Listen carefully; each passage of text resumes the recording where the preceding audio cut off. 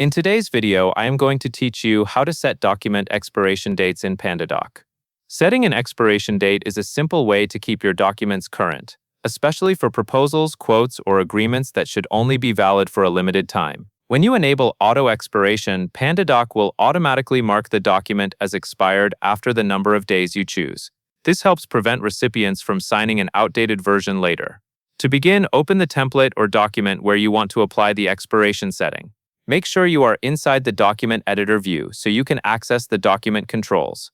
Next, go to the top right corner of the screen and find the three dots icon, sometimes labeled as More. Click that menu to open additional options for this document. From that drop-down, select Settings.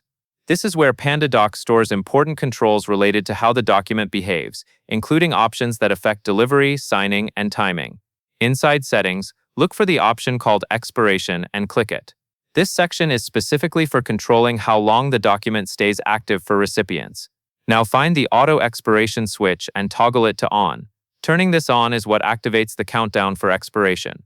If you leave it off, the document will stay available indefinitely unless you manually change its status later.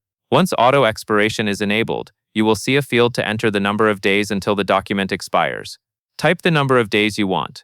For example, if you want the recipient to have 1 week to review and sign, you would enter 7. Choose a time frame that matches your business process. And keep in mind that shorter expiration windows can encourage quicker action, while longer windows can be useful for more complex reviews. After you enter the number of days, click Save. This confirms the setting and applies it to your current document or template.